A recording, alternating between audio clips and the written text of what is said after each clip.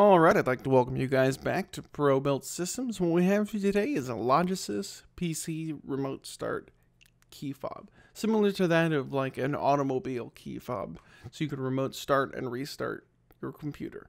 Start off with the remote itself. It's got a power on and off button, and then a restart button. It's pretty simple, a reasonable build quality on the keychain itself. Here we have the 24-pin interrupter, and that is going to go in your chain for your 24-pin, and then the cable will plug in. We'll show you exactly where later on. You also get the unit itself.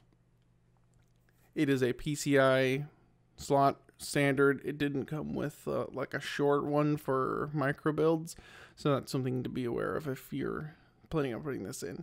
The antenna itself comes default with a 90-degree on it, so be advised of that if that's going to be a space issue. You get the two cables that you're going to need to interrupt your restart and start buttons. You also get a reasonable instruction guide that's going to tell you how to do the basic installation. So we actually decided to use the cable management spot on one of our cases, and that actually worked out really well for us. So this is just basic installation. We thought that we would include this just for the heck of it, just as an idea to use that cable management PCI slot, which is highly underutilized since it doesn't require direct contact with the motherboard. So it just felt like a good use of that space.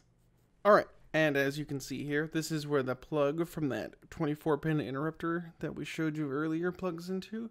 And then at the top, there's 4 pins for plugging in those power and reset interrupters that we showed you earlier. Now, those are just going to basically go onto your motherboard, follow the printed instructions. It's quite easy to do. So, conclusion. What is this thing for? It's basically for instances where you have maybe a rack mount or something like that.